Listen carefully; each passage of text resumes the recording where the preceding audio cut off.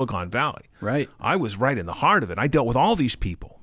I mean, people I went to business school with are now billionaires. I know how those people think. They're just eating Hollywood's lunch because they're shrewd and they're smart and they're controlling the technology decisions. I decided to reach out to a person that I did not know, but I'm a huge fan of his writing, and that's author Ted Gioia. You may remember me referencing one of his articles called "Is Old Music Killing New Music?" Here's a little background on Ted. Ted Gioia was born into a Sicilian-Mexican household in Hawthorne, California, a working-class area in south central Los Angeles. He went on to receive a degree in philosophy, politics, and economics at Oxford University in England, and then returned to Stanford to complete an MBA. He's published 11 nonfiction books and written articles published in the New York Times, Wall Street Journal, The Guardian, and Smithsonian Magazine, to name just a few. Perhaps best known for his books, A History of Jazz and How to Listen to Jazz. In recent articles, he's accurately predicted the demise of the Netflix subscription and failure of Spotify to turn a profit. It's this combination of his fascination with music and the evolution of culture that I find engaging, and it's why our topics keep seeming to overlap. Here's my interview with Ted. Welcome, Ted. Thank you for having me here. I've been reading a lot of your latest articles. I subscribe to your Substack, and all of you should subscribe to Ted's Substack. Actually, can you talk about Substack, what it is, so people know? Substack is an alternative publishing platform. And it's interesting because in many ways, this is what I would like to see from musicians. And I tell the people at Substack, you should do something for musicians. Because the way it works is I have complete control over my platform. So anything I put up on that, I have complete copyright on and own all the intellectual property. Okay. I can charge for subscriptions, or I can give them away for free. It's up to me. If I charge, I get to keep 90%. Wow. Of the revenue. Substack takes 10%. Okay. So this is very favorable for creators. And literally everything is in my control. I get to decide when to publish, what to publish. I get to decide if I want to have an article behind a paywall or not. And I've told the folks at Substack you should really do this for musicians as well, because they are not getting 90% on the dollar, let me tell you. And this whole idea of being able to reach directly your audience is wonderful. If I leave Substack, I can bring my email list with me. I mean, everything in terms of the decisions they've made have been pro-creator. When you do an article for the New York Times, for example, like the one I referenced, how old music is killing new music, the New York Times, did they publish every part of it, or do they decide, oh, well, we have editorial control over how long it is, for example? How does that work? So in this instance, Substack allows me to license out articles. Okay. So people approach me at times and they say, Ted, we like this article. Can we license it from you? So once again, this is completely my decision whether I want to do it or not. In some instances, they want to make edits. In the case of that article, they wanted to make a number of edits to more or less to fit with their house style. Yeah. And I allowed every one of their edits. Although later there was one I should have not allowed because they turned a very clear statement into something that was misleading. I'm not going to go down that path. But in fact, this is the difference between Substack and working for a periodical. Right. With Substack, I'm allowed to have a more conversational voice. I mean, it's not much different from what you do. You are able to create almost a one-to-one relationship with your audience. And that's one of the things I tried to do at Substack. But as soon as you start working for one of these large periodicals, they want it a little less informal, more structured.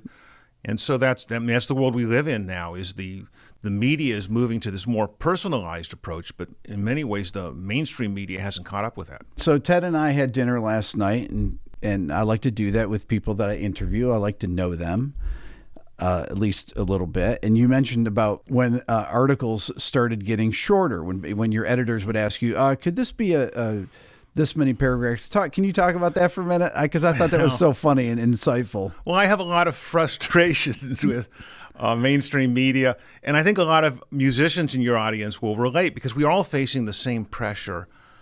And the pressure is to make things more like clickbait, to dumb down, to make things shorter. And I was telling you about how I started out as a writer. This is back just when I got out of college, and I began writing for some of the leading newspapers. And my entry point was writing book reviews. And that's what I saw. I was writing book reviews. And I remember at the very beginning, they would say, Ted, could you write 800 to 1,000 words on this book? And I said, yeah, and I send it to them. They'd be fine. It would be well received. But a few years later, it was, Ted, could you write 600 words? Okay, 600 words. And then it was, could you do 400 words and really make sure no paragraph has more than 3 sentences? And, we really like those paragraphs that just have one sentence. That's like our ideal paragraph if there's just one sentence. And I remember I got to the point, I was reviewing a novel by Haruki Murakami called 1Q84, which is this 1,000-page novel. And I go, I'm going to review this in 400 words. And at that point, I said, I'm not going to do this anymore. I am not going to do this anymore. Right. And so since that, I have turned down every freelance writing opportunity that's been presented to me for years now. And yesterday, one of the leading editors in New York said, will you do this? And I just, no. And God bless them. I want these newspapers and periodicals to flourish. But I fear there's a race to the bottom where they're making things shorter and dumber. And I don't want to play a part in that. So the beauty thing about Substack, if you see my writings there, I just published an article the other day about Duke Ellington and George Gershwin. Yes, about which was was there a fantastic. secret rivalry between Ellington and Gershwin, something no one's ever written about. But as soon as you look into the story, it's fascinating that there was this behind-the-scenes grudge that was going on. And I wrote 3,000 words, and no one could stop me. Right. And I did this article on the 100th anniversary of Jack Kerouac's birth. Yeah. Where I talked about his whole career and his writings and a lot of personal insights. That was 8,000 words, I think. Right. There's not a newspaper in this country that would allow me to write 8,000. They don't even have 8,000 words. If I mentioned that, the editor would scream and hang up on me. So, and that's, we need more freedom like that in the culture, because creative people don't want to work in a box. Right. They want to have some freedom to take chances. And if you're working in an environment where they're saying make it shorter, quicker, dumber, faster, that's bad for all of us. So I experience it as a writer, but I see this, I think, everywhere in our culture right now. Well, it's definitely in the music business. 3-minute songs. Are 3-minute songs bad? You had a YouTube video where you talked about this. Talk about that for a minute. Talk about the kind of this evolution of 3-minute songs, or historically about short songs versus long songs. Well, I sometimes complain about the 3-minute song, but check this out. Right now, the music industry thinks their savior will be TikTok. Right. They're absolutely convinced that all the problems they have are going to be solved by TikTok. But I saw this study, and it's unbelievable. Someone analyzed the most successful TikTok videos. And they said the ideal music for a successful TikTok video is 16 seconds in duration. And I really can't believe that the future of music, the next breakthrough is going to be 16-second songs. This is like me getting down to those 400-word articles. Can you do one sentence, Ted? Right. Right. But this is the interesting thing. As you know, I've done a lot of research into music history, into things no one else has researched. Really into the dark inner recesses of what was happening. And not just 100 years ago, but 1,000 years ago, thousands of years ago. And one of the things I learned researching a book of mine called Healing Songs was about music's ability to put us into a trance, to actually alter our mind states. So if you listen to a rhythm, what Andrew Neer discovered back in the early 1960s is eventually your brain waves match the rhythm of the music. But here's the catch. It doesn't happen in 16 seconds or even 3 minutes. It's more like 10 minutes. Right. You start falling into a trance. Interestingly, I found Dr. Barry Bittman did research on drummers in drum circles and found that the drumming actually improved their immune system. It actually changed their body chemistry. Sure. But there was a catch. You had to do the drumming for at least 10 minutes. Wow. Now, at that time, I was studying these traditional shamanistic rituals around the world, in which these are found everywhere, in Africa, in Asia, Native America, Australia. And it's uncanny how similar the rituals are in these places. Where you have a shaman, he's a healer, right, and a visionary, but he's also a musician. And often, in many cases, originally it was probably she, because even the male shamans, in many instances, dressed up as women. So there's sort of and if you go back long enough, if you go back into these ancient paintings, these paintings from 2,500 years ago, the frame drums are always played by women in these. So there's this, Interesting. you play the drums, and then the shaman gets into a trance. And in the trance has a vision, often of how you're going to heal somebody or, what's going to happen in the future. But once again, I saw again and again in the literature, these shamanistic rituals, the shaman does not fall into a trance until about 10 minutes. Okay. And I began thinking about this. Is this relevant to our commercial music culture? And then I started thinking, the Beatles had that amazing hit, Hey Jude, which was their longest track. Yeah. And I think it was because they finally got a song long enough for people to fall into the trance state. But I started asking myself, do people really want a 3-minute song? And then I started realizing something. First thing I realized is when bands play a song in concert, they almost always play it longer than they did on the record. It's almost as if instinctively they realize that the audience needs more than 3 minutes to latch into the song. And then I remembered something I did. And it's not only me. I think everybody did this. If there was a song you liked when you were growing up, you put on the record. And as soon as it was done, what would you do? You brought the needle back to the very beginning and you listened to it again. Ted, I do that. I listen to a song 30 times in a row. And it's because you love the song. It's a short song, but that 3 minutes is not enough for you. Right. To get in that altered mind state. Right. So that's where I did this video, and I've written about this, is do we really want 3-minute songs? And people misinterpret it. They say, well, there are a lot of great 3-minute songs. Well, of course, I don't get me wrong, I love those songs. I grew up on those songs. I cherish them. But I do think our musical culture is missing something, because to get the true altered mind benefit of music, and music does alter our minds. Absolutely. It's for some people that don't use these various illegal substances, for some people this is the only true altered mind state they will have in their lifetime, comes from the music. And so I fear we are selling ourselves short by not giving more freedom for the longer song. And then I particularly look at TikTok. Yes. And I fundamentally don't believe 16-second music is the future of anything. And the industry is kidding themselves once again, because the music industry has a long history of kidding themselves. And so I would like to see the exact opposite of TikTok. I'd like to see more of a push towards longer songs that really benefit from this trance state that you can get into after around 10 minutes. The last time I did a Spotify countdown, which I do from time to time, I did a video on the top 10 songs on the pop charts probably 2 weeks ago, and I noted that there were only 3 songs that were over 3 minutes on the charts. Now we're getting back into early Beatles territory, where on their first few records there was never a song over 3 minutes. It wasn't until Rubber Soul or so that you started getting longer and longer songs. Now we've come back to these incredibly short songs. How much of this do you think is not just the effect of TikTok and the record labels using TikTok to promote the music for them, and people's attention span from consuming social media and being on screens all the time, and things like TikTok, YouTube Shorts, Instagram? What are the contributing factors to these things? Well, there are a couple points I'd like to make. There are a number of factors pushing for shorter songs. First of all, you make more money on the streaming platforms if you have more tracks on your album. Right.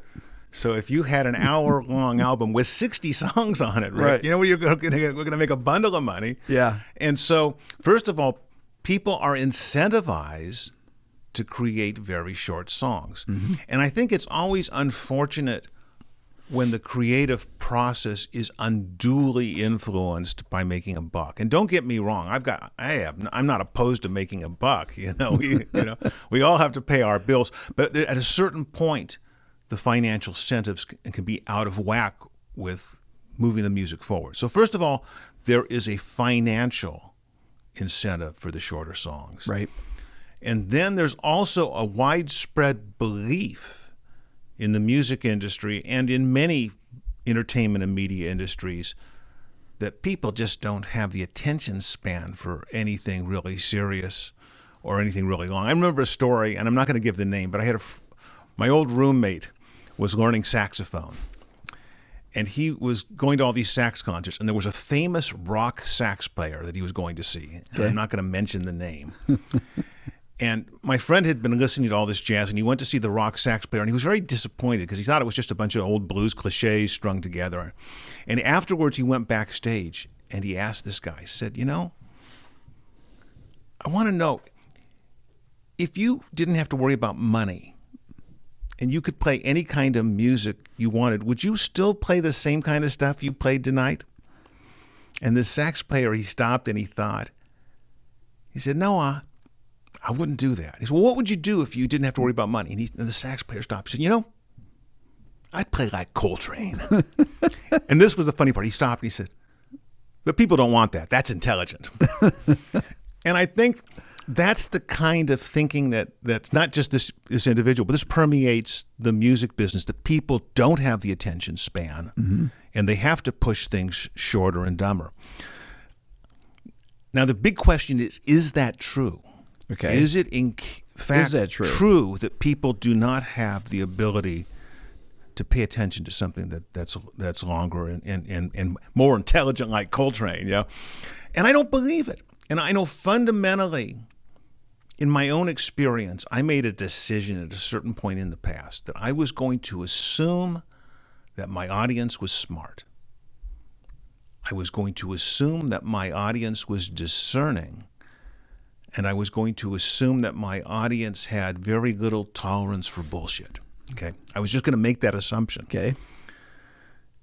And they have not disappointed me. They have lived up to that. And I have found, particularly on Substack, I started occasionally doing these sort of short, punchy, entertaining articles to mix up my super long essays. But what I found is actually I get more clicks on the long ones. Right. And I do believe we underestimate the audience. I believe we underestimate the reading audience. I believe we underestimate the music audience. So although there is this perception that music fans want a 16-second song, I don't believe it. I believe people want to have their minds expanded. I believe they want to experience new things. I believe they want to have broader horizons. I believe they want to have musical experiences that aren't just packaged and formulaic. And if we're letting them down by not giving them the opportunity to have that. So you're right. The industry thinks the attention span is short. But I wish more people would do what I'm doing, is I'm going to assume the best out of my audience, and they won't disappoint us. Well, I like to assume the best out of my audience. I don't try and make videos that I know are going to do well, because I can never predict that's an impossibility. So I'd make videos on what I'm interested in. I made a video a couple months ago on a John Dowland song, the Earl of Essex Galliard. Wow. Now, it was written in 1597. No, nobody knew. It has 1.5 million views. Those 90s musics are old enough, but you're doing 1590s, Rick. So no one was looking for a John Dowland video, but I thought this is something I'm interested in, and come to find out that people are interested that follow my channel in what I'm interested in. I just kind of assumed that. So I make videos on things, on anything, and I never, some of my videos, like my Pat Metheny interviews, an hour and 45 minutes, and I have videos that are 6 minutes long, very few of those, but I have no video length that I make. I make the video as long as it needs to be, right? Like you're writing. Well, let me riff on that for just a second. And I warned you I might go off on tangents. But okay, you're looking at a John Dowland song in 1597, and then there's a concern: is would an audience today have any interest in this? I am planning this long essay. It could even be a book, and the title right now is "The Year 1600 in Music." Okay. Because something strange happened in music in the year 1600, or around about then.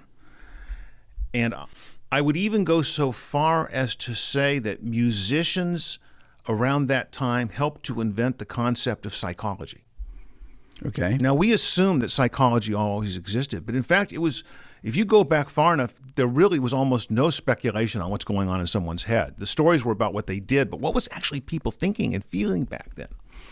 And around 1600, you have Shakespeare shows up. And he has these extraordinary plays that are all about what's happening in people's heads. Hamlet's going there, to be or not to be that. If you actually study what those words mean, it's like this inner turmoil. And there was nothing in literature before that really dug into it. But around that same time in music, the sonata is invented, which is to demonstrate not the music, but the individual's music. A basso continuo comes out of music, which is to support an individual voice. Opera is invented, which is about these passionate stories about people's inner lives. You have all these madrigals, which are songs about the inner torment I have because my love life is falling apart. You have the beginnings of what we call concertos now, which is not an orchestral piece. It's an individual battling the orchestra. Right.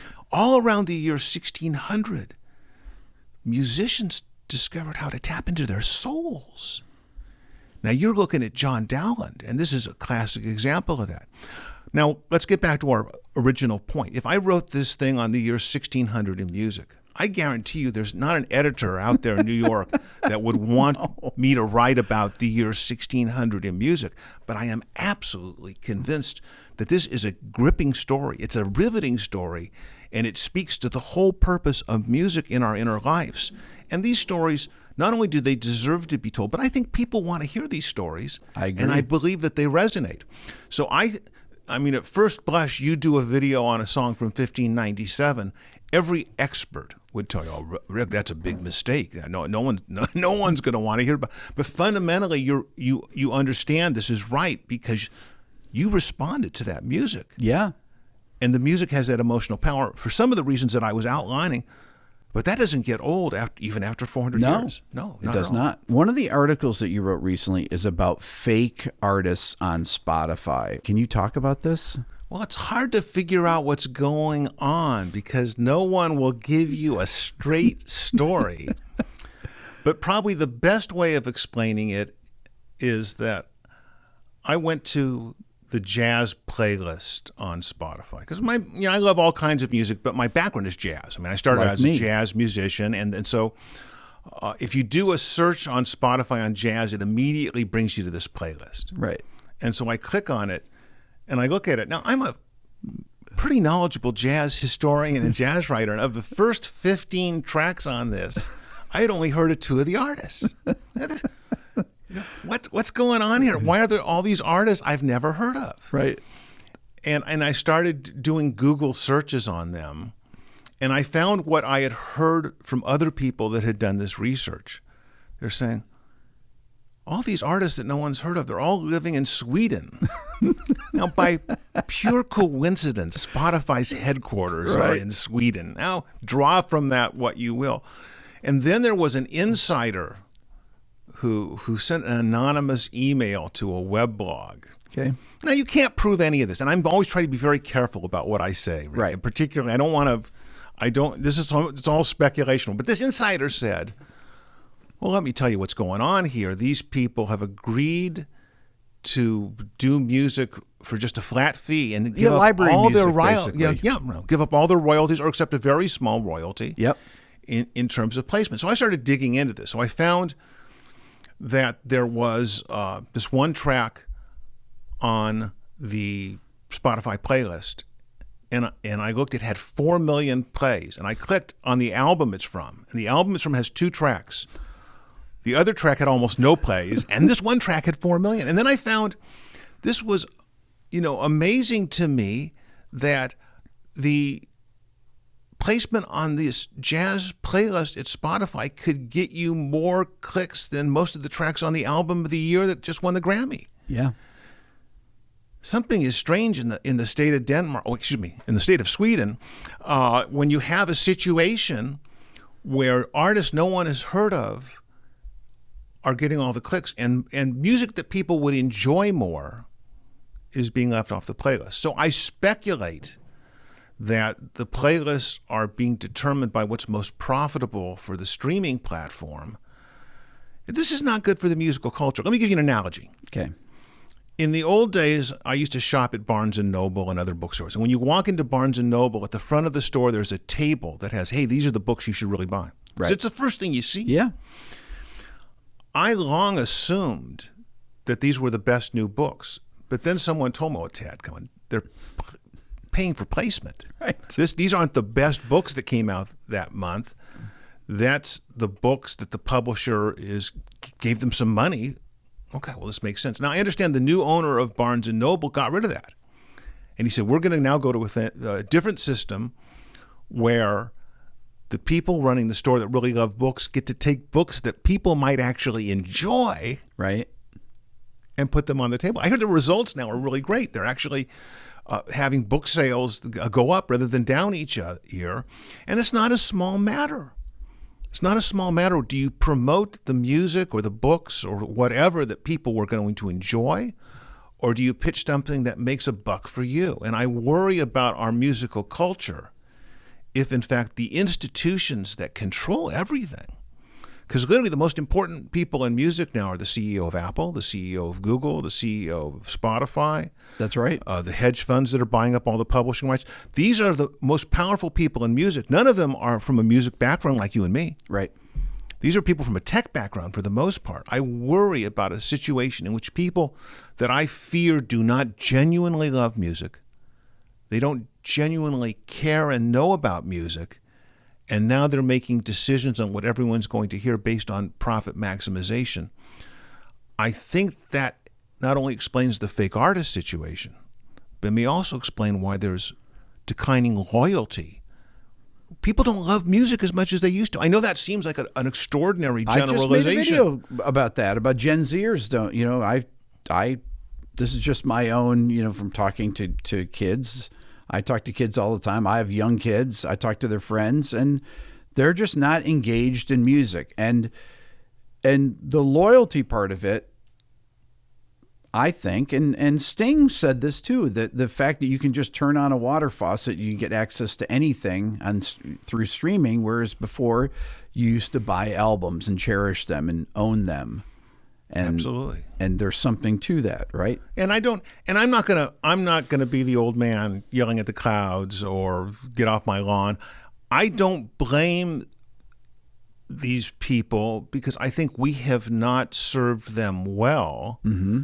And we have not given them a music culture that can engage them to the extent that they're capable of being engaging. This goes back to my fundamental belief that people want to have mind-expanding experiences, and they want these transformative experiences from music.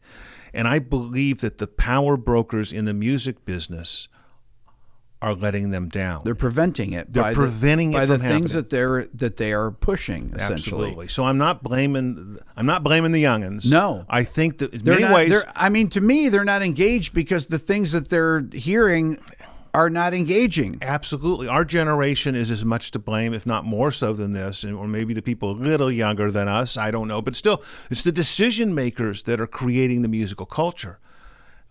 And if I were 17 now, and I turned on the radio, radio, that's an antiquated, but or a playlist of the top hits. Yeah. I would probably lose interest in about 5 minutes. Now, Ted, people will say when I do a top 10 Spotify countdown on the most popular songs, well, those aren't the most popular songs. That's just what Spotify says. And I say, wait, no, this is this is true. Well, and you wrote an article about this recently about Groundhog Day. This relates to this, about the same songs keep reappearing. I stopped making these top 10 pop Spotify countdowns because they're the same songs month after month after month. Why is this? Well, it's fascinating because it used to be songs would go into rotation on a radio station. They would say, these are the top 40 hits. Mm-hmm. And every week the list would change a little bit. Yeah. But over time you started seeing radio stations and playlist curators and everybody in the industry becoming more risk averse.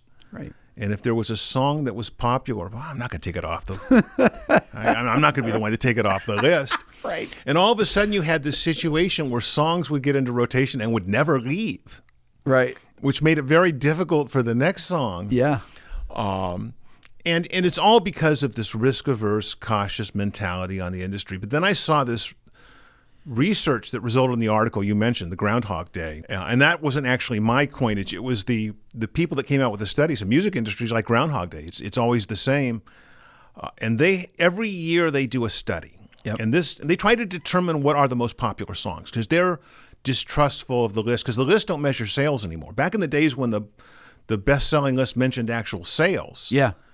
it was meaningful. Someone had Yes. actually reached into their wallet and bought this music. Yeah. Nowadays, it's all this formula based on clicks and views and what streams and, who knows what goes into those figures. But this research group wanted to find an alternative way of determining popular songs. So what they do is they look at all the songs that are on the stream playlist, on radio rotation. They come up with like a list of 1,000 songs. And then they take consumers of a wide range of ages, backgrounds, geographies, and they play the song and they ask the individuals to rate the song so they can figure of all the songs that are out there in rotation, what are the most popular. And what they find is they've done this 3 years in a row, and it's always the same songs Right. on the top. And this year, the top 10 songs, 9 of them were same with the top 10 the previous year. Yeah. And they say, we're now Groundhog's Day, is that you listen to the most popular songs and they just don't change. Now, that's a more extreme example, and if you look at radios, maybe they have a slightly faster change in rotation, but the bottom line is that the musical culture has stopped evolving, or it's not evolving rapidly. But once again, I don't blame the musicians. I know for a fact, and let me just say this, I think I listen to more new music than any other music critic out there. I can't prove it. But so far this year, I have listened to almost 800 new albums in their entirety, okay? I listen to all genres. We're only in May. I know. I have listened to almost 800 new albums this year. Yeah. I devote several hours every day to this. Okay. I listen to every genre. Obviously, I'm a jazz person, so I listen to jazz, I listen to classical, I listen to rock, pop, country, soundtrack, reggae, and I try to find obscure stuff. What's happening in Africa, what's happening in Indonesia, what's happening in Japan.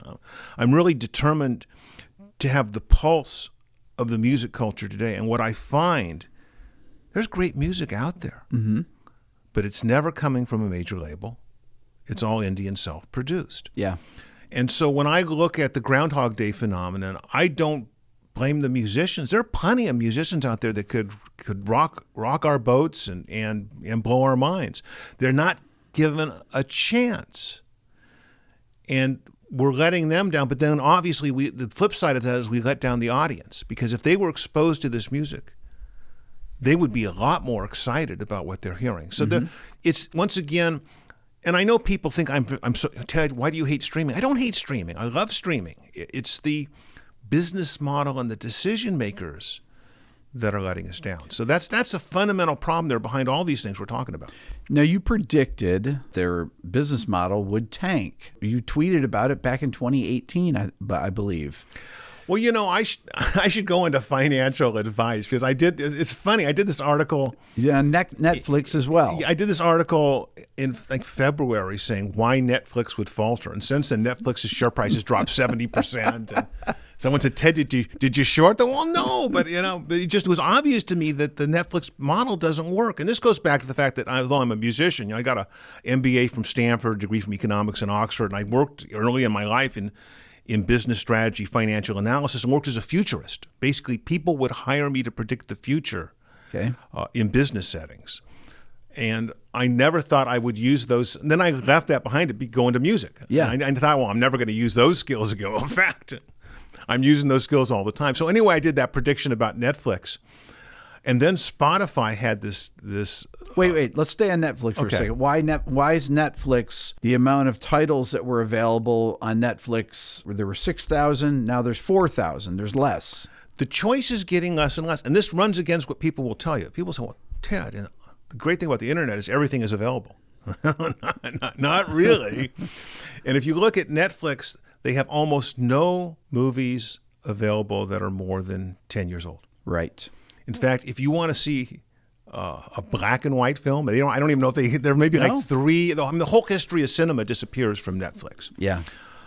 And so there's a narrowing of choice, which I think is wrong. But the real thing I pointed out that no one has done is, and I had done this early on in my life, once again in business analysis, I did this analysis of what I called the closed system versus the open system. Okay, now bear with me for a minute here. All right. In that, I'll give you an example.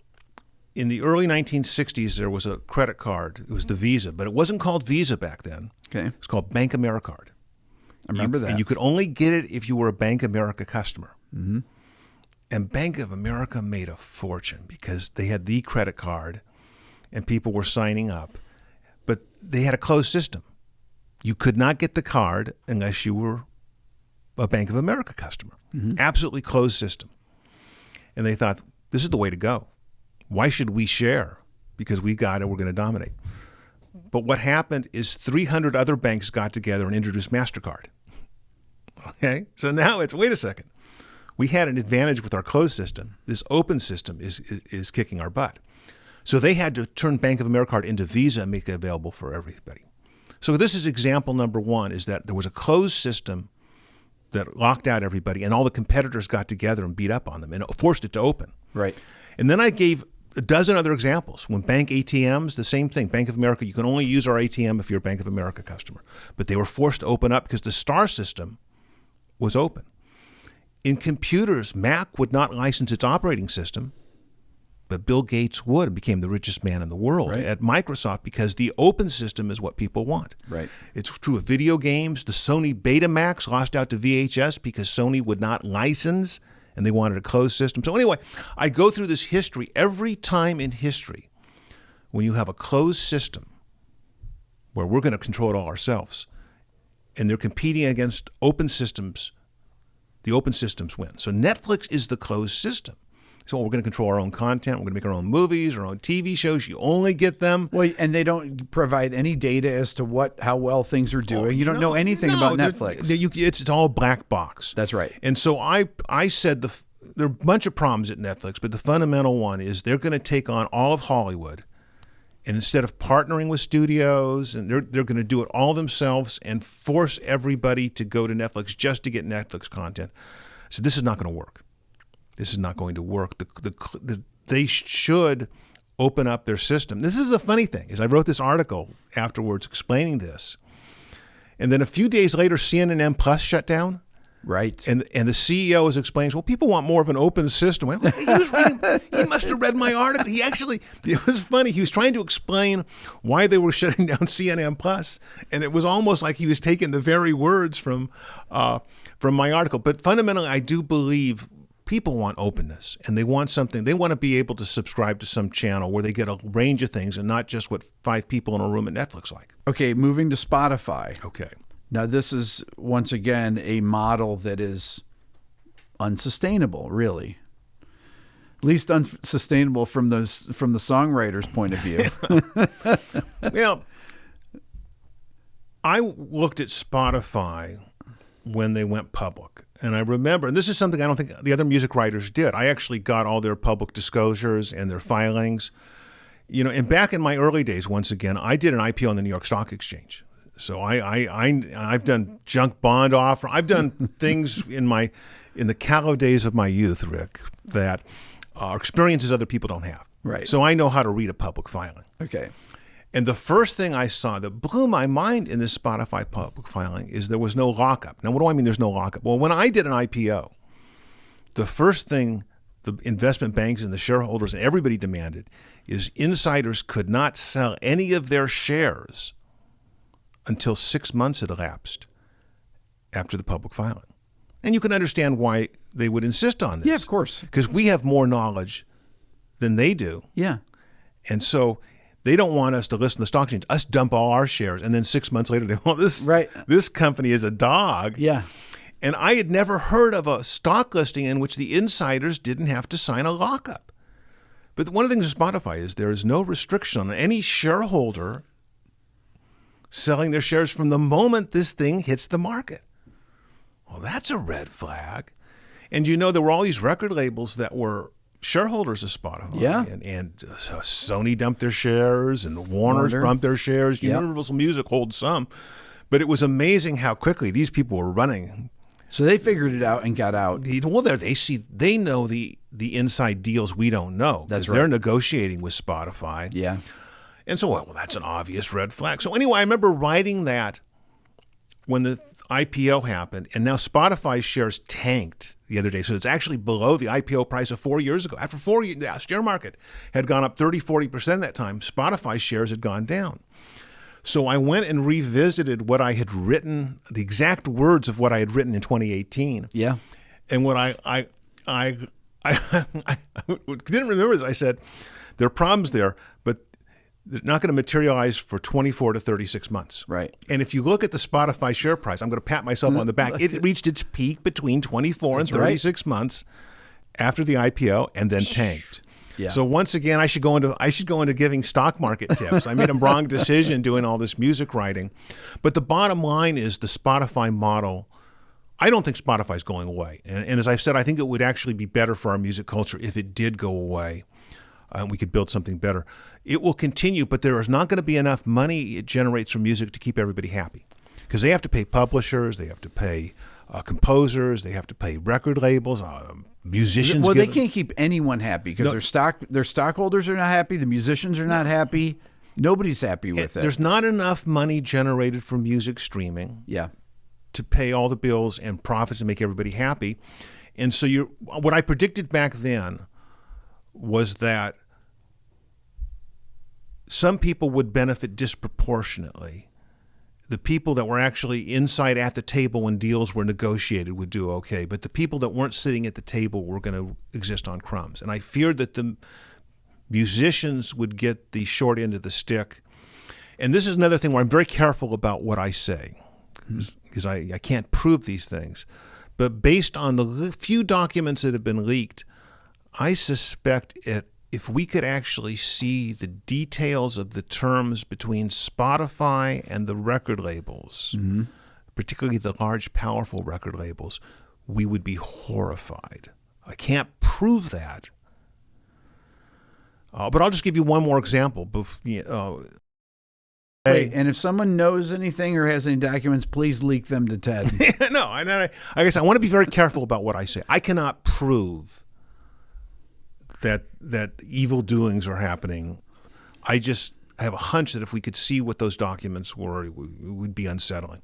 I did see something just the other day saying, this is an article that was just published 2 days ago, and it said, it looks like the major labels have so much influence on Spotify playlists, you could almost say they control them.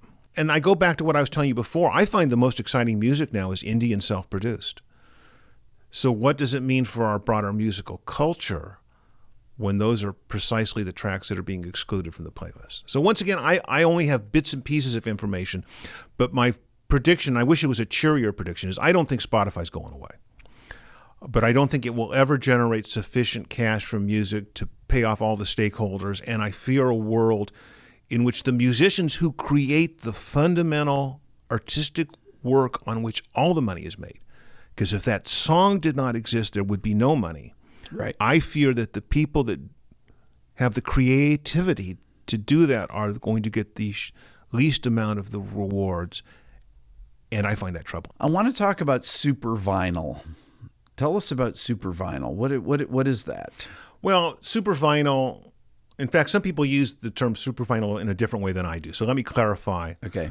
What do I mean? I am amazed and once again a little horrified that the hottest technology in the music industry is something that was invented 70 years ago. Right. Which is the vinyl record. Yeah.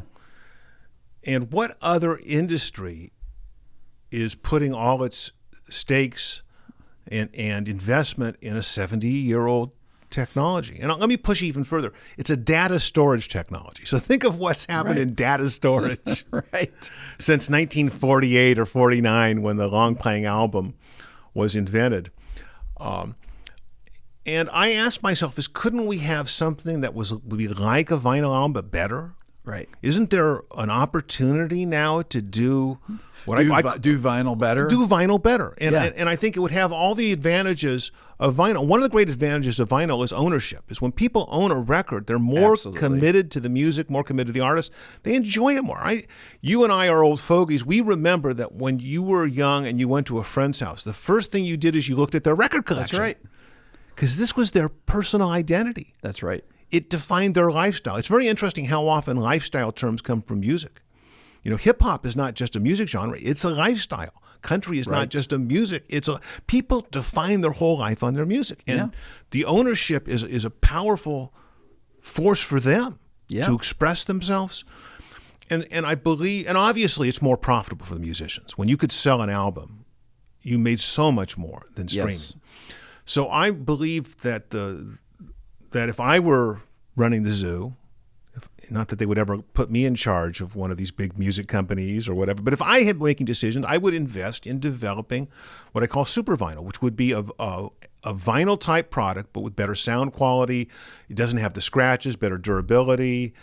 And there's all sorts of bells and whistles you could put in terms of blockchain, NFT. I mean, there's all sorts of things you could do to make a better vinyl album. And the liner notes would come back, and you'd see photos of the band again, which you never see. That's right. And the names of the musicians, which they won't tell you on the streaming platforms, and who produced the record, which is like a secret. And it's almost like these are drug deals. You can't tell. Well, couldn't tell people who produced that album. That would, So my idea would be to have this super vinyl product that would revitalize ownership and would be a collectible, have better audio quality. And let me just make one more point on this. Most people nowadays, when they listen to music, they listen to it on a handheld device or on a small device, which has crappy sound. And I say, I had a better sound system when I was 16 years old than most people use nowadays. That's right. And then I ask, is there a single other form of entertainment or culture in which the quality of the medium has declined? So let's look at TVs. Well, TVs have gotten bigger and better all the time. Yes. Movies, they've got the surround sound now, and movies are so much better.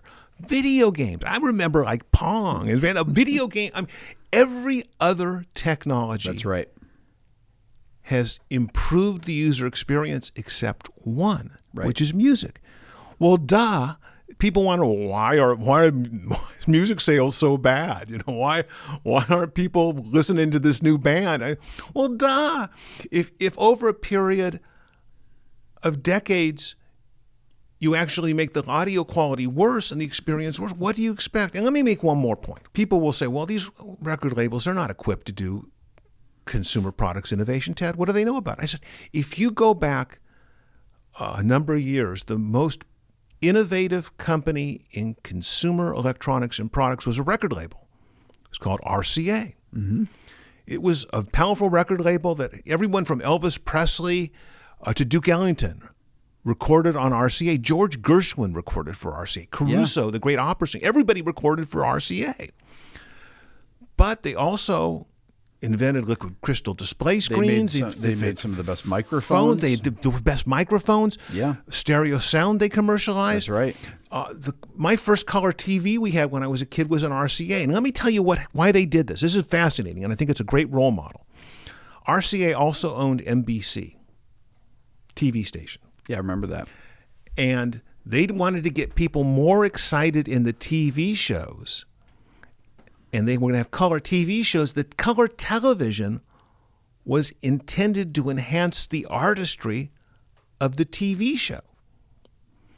And RCA did this for decades, and finally in the 1970s they lost touch, and nowadays no record label spends money on R&D as far as I can tell.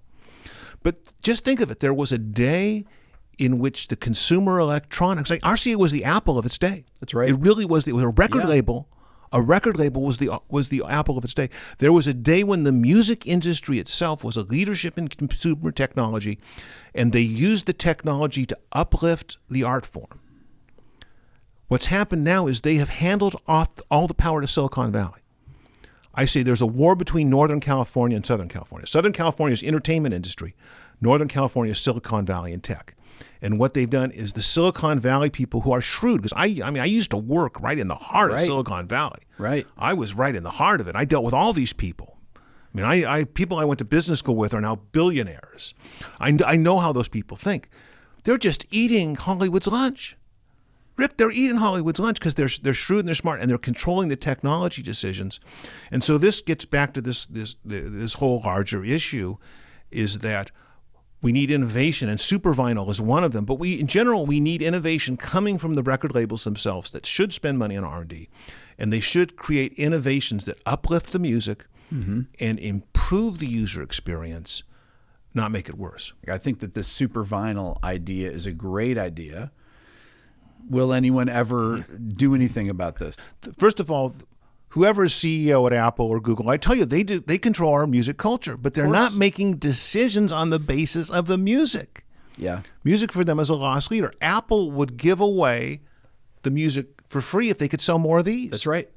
Google would give away music for free to sell more advertising on YouTube. Absolutely. I mean, everybody has got some priority higher than the music. And so then I say, well, we need something exciting so people will listen to it on more than just a phone. How do you convince people to do this? Because people will say, oh, everyone's perfectly happy with what they've got. Well, people are always happy with what they've got. And I remember Steve Jobs when he said why he did the iPhone. He said, people won't know what they want until we show it to them. Right. They're not, until we show, I didn't realize that I needed an iPhone back in year 2000. You know, many of these innovations, until you see them, you don't know. And so I will say the way you get people excited about a better audio experience is through innovation, and you create something that when they see it, they say, wow, I need that. Well, I will say something nice about Apple. I do use Apple products. I made a video years ago where I was frustrated with Apple because some of their featured apps, like the iTunes, is completely useless. I mean, it is really, I used to have a library of things that I would take off CDs. A lot of people would, when iTunes came out, they'd put their disc in there, they'd rip their songs off there, and then they'd sell their CDs, right? Yeah. And then all of a sudden, all your stuff disappeared, or things that you ripped, your personal music that you recorded yourself, you could have on there. And I mean, it's just gone through all these different terrible versions. Now I'll say this: they have a new Apple Studio computer that came out that they put an SD card reader in the front of it for people that are people like me. Now they made a monitor that's awful, that has the worst camera in it imaginable. I don't know how they could have screwed this up, but at least they have ports on them. They're new, and this isn't an ad for Apple, but their new laptops, I don't have one here, but they put the SD card readers in. They put USB, regular USB ports back in them. They're making them thicker again, instead of like, let's make them thinner and thinner and thinner and take everything away, and you only have the USB-C ports or the light, whatever they're Thunderbolt ports. So I don't know why there was this change, but it's a good change. That's rare. It's rare when you see a company actually backtrack and add features that they had removed. So maybe they'll put the headphone jack back in the phone. Maybe. And I actually am an Apple loyalist. I think Apple does high quality. They're innovative, particularly under Steve Jobs. They're just, I admire what they've done in many ways.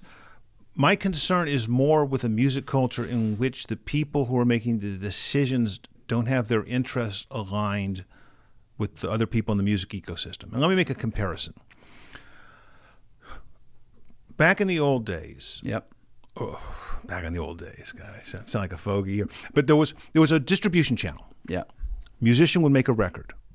Record label would release it. It would go to these music distributors. I used to work with these people. They're like mafia, but they would distribute the record. Literally the mafia. Literally, they were. They would get the music into the record store, and then when someone would come in and buy it. Yeah. Everybody in that value chain benefited if people loved music more. Right. The more you loved music, everybody in that value chain made more money and did better. So they were strongly incentivized to get people as excited about music as possible. Now let's compare the current day.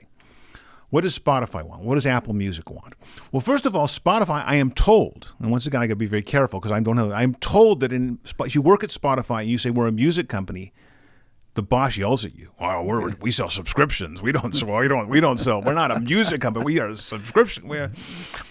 Now I don't know if that's true. But that's what I've heard. Yeah. But first of all, it tells seems like it. First of all, it tells you they don't view themselves in the same boat as the rest of us in the music economy. Right. And secondly, you ask yourself, who is the most profitable customer for Spotify?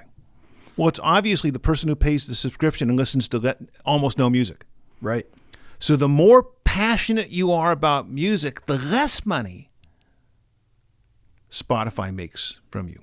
So just consider this. We went from a system in which when people love music, everybody did well financially that were involved. Now they do better if you don't much care about the music. This is not a small matter. Yeah. And you were talking before, do people love music as much as they used to? Well, it's hard to prove that. We have this gut feel that the passion level is dying down. But once again, I don't blame the fans. There's a whole system out there that is incentivized for people not to care much about music. And so when I criticize Apple, hey, I love Apple for what they do, but I still think we would be better in our musical culture if music was run by even those mafia people at the record distributors. I hated dealing with those people. Even they, at least we're both Italian, too. That's right. Well, I know. I know. My family's from Sicily. But at least we were better off because even though I hated those people, we were in the same boat. Right. They wanted to sell a lot of albums. That's right. I wanted to sell a lot of albums. We wanted people to love the music. That's and right. It would be better if we had a business model for the distribution of music in which people were aligned with the musicians and the fans, and everybody wanted to have as an exciting a musical culture as possible. So last night you and I were talking about the blues. Now this is a favorite topic on my channel. I've brought this up for years about when the blues left rock music collapsed. Well, there are very few popular songs now that draw on the blues. I'm trying to think, what was the last hit song that had blues chord changes? A long time ago, And even the sort of that blues tonality of bending the note. Yep. Which is such a powerful thing to hear. It's one of the most powerful sounds you'll ever hear. That seems to be slowly moving away from a musical culture because the model now is what I call more of a mathematical model. Mm-hmm. The idea is every note you hit dead center in the middle of the tone. Yep. Perfectly in tune. Who can complain? I call it the gridification of music. Ted, who can complain? It's perfectly in tune. And everything's in the dead center of the beat. And in many ways, what we're doing is we've forgotten the lessons of the last 100 years. Because, I've studied musical innovation. This is one of my specialties, is how does musical innovation take place? What situations do you need for new sounds to emerge? And my fundamental belief is that the most significant innovation in music in the 20th century was the mixture of the African sensibility and the Western sensibility in the blues. Mm-hmm. Now, why do I say that? Why do I say that's so important? Because people say, well, blues is a tiny genre. What is it? 0.5% of why? How can you say that blues are so important? I said, you got to realize that for 2,500 years up to that point, mm-hmm. we followed a model which I call the Pythagorean model. It's from Pythagoras. If you did geometry, and I hate to remind people of their high school geometry, but they might remember the Pythagorean theorem, and I apologize for bringing it up. The thing I want to tell you is that Pythagoras, who lived 2,500 years ago, invented the notion of playing songs in tune. He invented these scales because he measured the length of a string that you would pluck, and he realized that if you changed the proportions of the string, you could have very specific ratios between the notes. And by the time he was done and his followers took over Western music, everything had to be played perfectly in tune. Mm-hmm. Now, the first thing when you go to a classical music concert, the first thing you do is hear them tune up. Right. Everything must be in tune. Every note is precisely hit where it's supposed to be. But what people don't realize is that didn't happen outside the Western world. If you were in Africa, people didn't worry about hitting the note dead center. Right. They would bend the note. Everything was free and liberated there. You didn't hit in the middle of the beat. The first Western musicologists who tried to notate African music, they couldn't do it. I've got studied the records of this. They tried to write down what the African musicians were playing. They couldn't write it down. Right. You couldn't put it down. Couldn't notate it. And so what happened, it was an amazing moment in the beginning of the 20th century when the descendants of slaves in the United States started taking that approach to music and forcing it into the Western system. So you had this blues song that was sort of like a regular, normal Western song. Yeah. But it really wasn't because they're bending the notes. If you listen to the blues recordings from the 20s, which I love, you can say that Son House is playing an E7th or a dominant chord or what. He's just making sounds, and he's playing the guitar with a knife. You can sort of say that they're chord changes, but they really aren't. Right. He's working within a context of sounds that have no counterpart in Western culture. And so you had this amazing moment where 2,500 years of tradition in the West of playing in tune were challenged directly. And it forced a whole new way of dealing with music. And the first innovations were jazz and blues. Yep. But then it spread into every major mainstream commercial style learned from this. Because it came into R&B, it came into rock and roll, it came into soul, it came into hip hop, even country musicians would be bending their notes. Absolutely. Even if you listen to that record that Louis Armstrong made with Jimmy Rogers in the 1920s, even the country musicians were learning for this. So this is what I find interesting, is there was an amazing moment in which people learned to get out of this mathematical grid. Hey, I no longer have to hit the note right dead in the center. I no longer have to play the beat right dead in the center. I have all this freedom. And then all the computerized music tools, it was so much easier to go back. I mean, conceivably, software can do all those things. It can bend notes, but the easiest thing for software to do is that precision. That's right. And so once again, I fear that we've lost something. It took us 100 years to break out of this Pythagorean paradigm, I call it. It took us 100 years to break out of that paradigm, and I'm worried that we have lost that, and we need something new to shake us up so everything isn't just driven by mathematics. So you talked about the first time sheet music sold 1 million copies. Oh, Susanna, the Maple Leaf Rag. These were ways that historically musicians made money.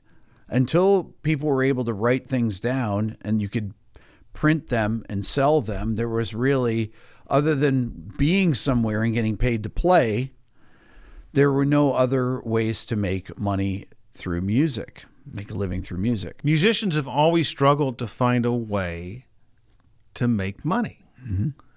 Because what you're dealing with is something that's intangible. Yeah. And I've found over the years that if you can turn your creative product into a physical object, it's easier to sell. Mm-hmm. The worst example, I have a wife is a dancer. How do you monetize a dance? I'm not saying it's impossible, but it's hard to monetize a dance because it's a moment in time. That's right. It's an experience. And music is like that too. I mean, it's experience. How do you put the experience in a bottle? And so musicians have always struggled, and I've found at points in history when they've managed to turn what they do into a physical object, all of a sudden they can make money. Yep. Around the year 1600 again, and maybe a little bit before, you had the birth of music publishing, where finally you could publish your music in a book and sell it. But I've studied this, and it was interesting. Most of the first music books that were published only sold about 500 copies, or the print runs were 500 or 1,000. And often the composer had to subsidize it. So it was like today. You know, right. going, It's no difference. I've been there, done that, you right. know. But finally, at some point during the 19th century, this changed. Oh, Susanna by Stephen Foster sold a bunch of copies, although people immediately tried to pirate it. The Maple Leaf Rag allegedly sold 1 million copies, which seems impossible because I can't imagine there were 1 million people that could play that piece. That's right. And I played that piece on the piano. That's a technically, right. But at least they bought the sheet music, and that's the beauty. That's the beauty when you turn into a physical product. It's like me. I write books. I get paid the royalty when they buy the book. I don't have to wait till they read it. So that's right. I had to wait till they read it. But one of the problems we've had now is that during the course of the 20th century, musicians made a lot of money turning their music into physical objects, not just sheet music. Then it became records and compact discs and cassette tapes. Yeah. And that disappeared over the last couple decades. It's coming back now. It's coming back in a bizarre way, these non-fungible tokens, these NFTs. I was just going to ask you about that. And I find the whole idea bizarre because you make more money selling you turn your song into a non-fungible token and you make a small number of copies, maybe even only one. You can make more money selling that NFT to one person. That you can. Than to share your music with Conceivably, millions. that's right. And okay, I've got mixed feelings. On the one hand, I'm happy about this, and I do believe musicians can make money selling non-fungible tokens. I've been studying this. Okay. And as bizarre as this is, it is a way to make money, and there are musicians out there that are bringing an income that they never had before, turning their music into an NFT. But I am troubled, once again, by a culture in which you can make more money selling to one wealthy collector than sharing your music with millions of people. So I do believe we need, that's why I'm such a big thing on this super vinyl or anything that gives a musician a chance to sell something more than a T-shirt at the gig. Right. I'm completely in favor of it. And not just, okay, obviously I'm pro-musician, but I also think this is for the fan too. Absolutely. I don't think that the musicians and the fans have adversarial relationships. I really believe if I get the fan excited by my music, we both benefit in that. So yes, the sheet music was a forerunner of this, but we need something like that now for the digital age. And there are things out there, but I still don't think we found the final solution. I have all sorts of crazy ideas. I have this article called Strange Predictions About NFTs. I actually think we could have a situation in which you sell your music to a fan and they actually end up with an ownership stake in it, so that if they can get more fans for you, they make money, and it's all going through a blockchain, and you don't need to trust your manager or the record label anymore. Right. And ways to create financial incentives so that both the fan and the musician both benefit financially from the success of a song. It's not happening now, but I believe within 5 years it will be, and those kind of relationships could be truly transformative.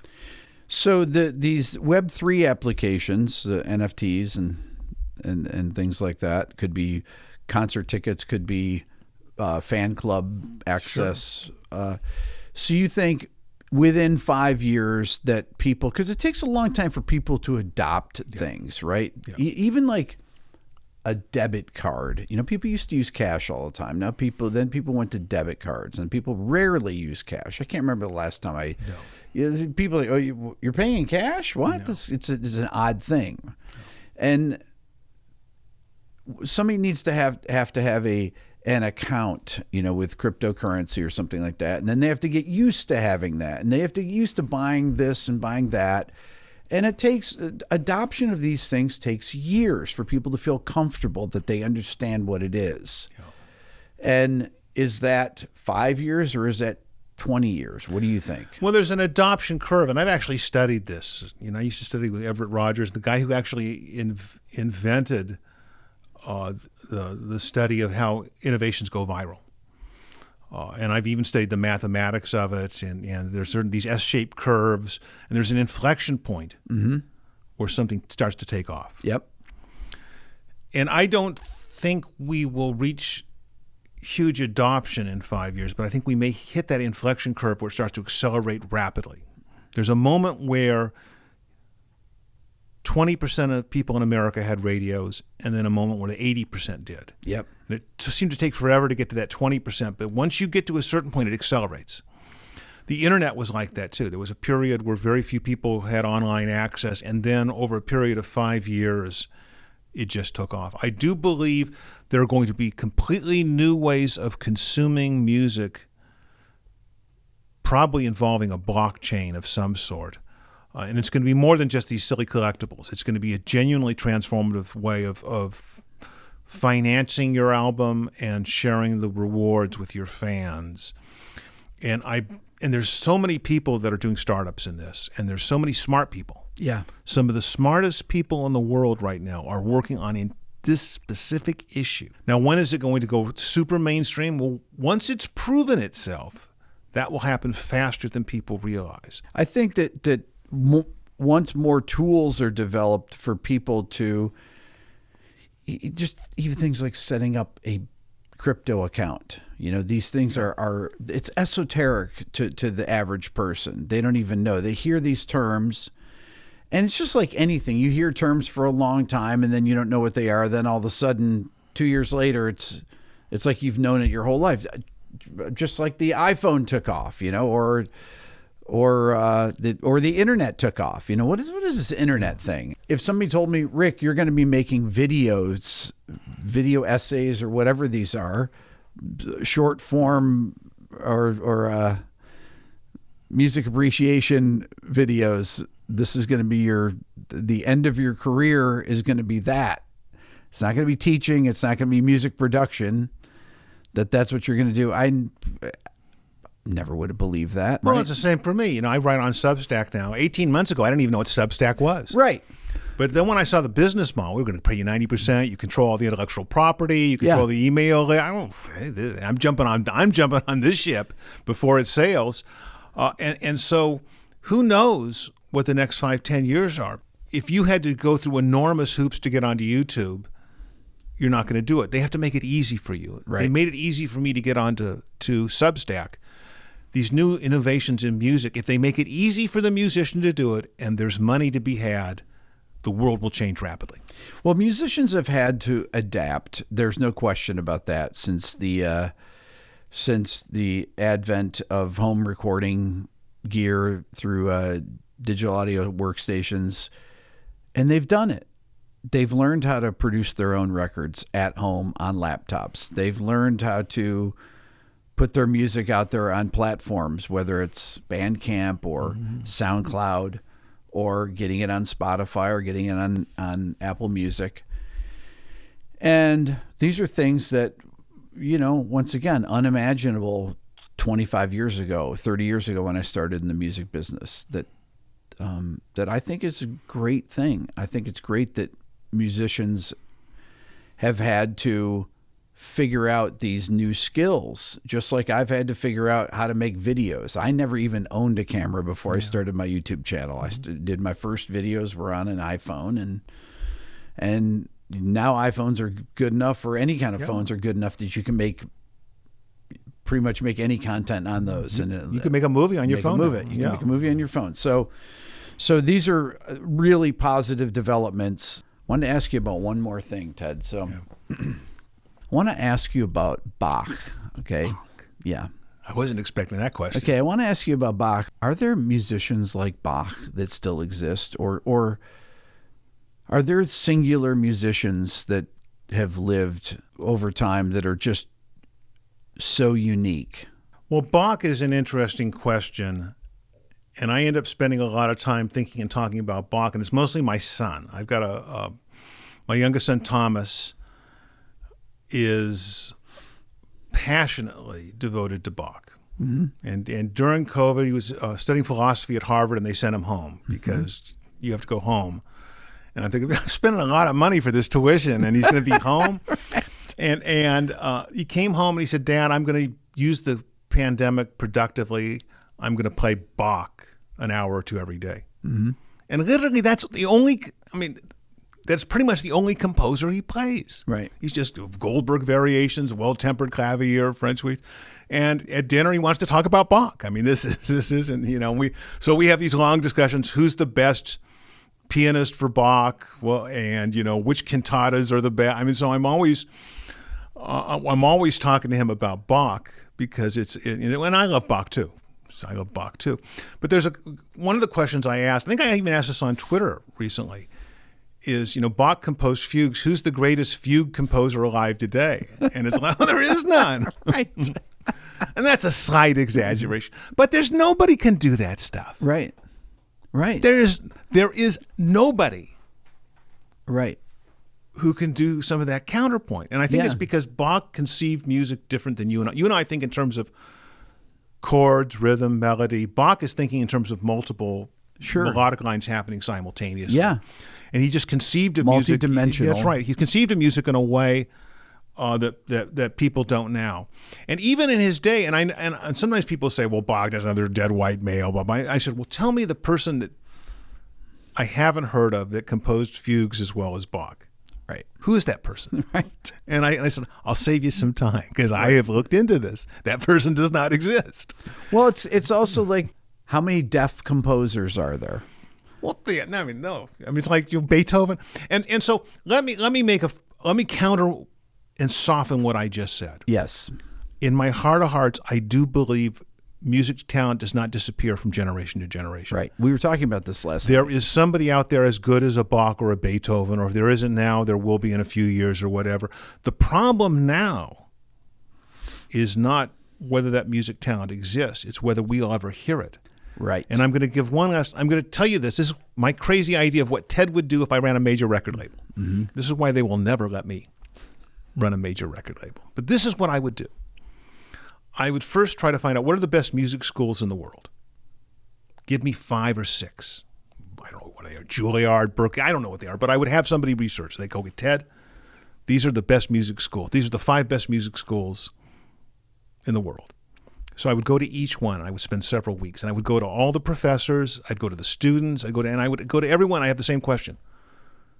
Who are the most talented people here? You're a student. Who's the one student that you really just think is a genius?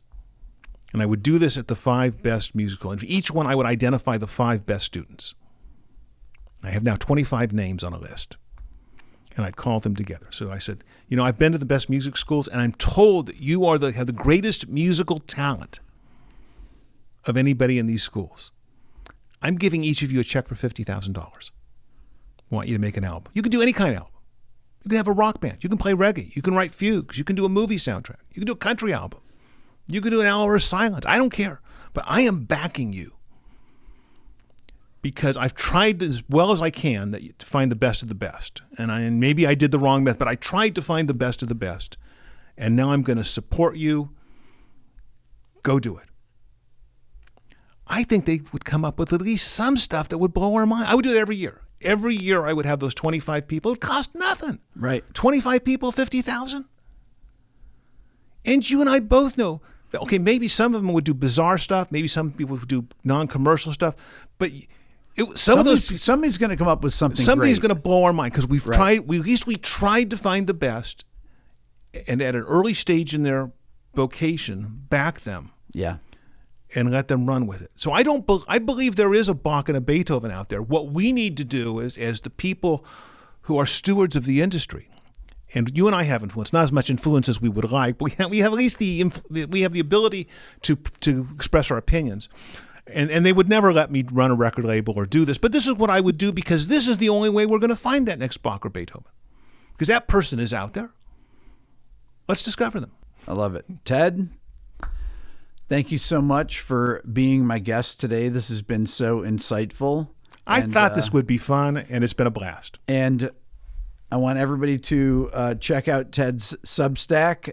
It's called The Honest Broker, and I'm going to spell my name because I've got the last name spelled Gioia. That's 4 vowels in a row. But if you look, search on my name or on The Honest Broker, it'll take you to my Substack, and you can subscribe for free, or you can pay if you want. And I love that, but you can subscribe for free. So I urge everybody to go to my website and sign up. And also, don't forget to subscribe to Ted's YouTube channel. Yes. Thank you very much. Ted, thank you so much. Appreciate it. It was great being here. Thanks.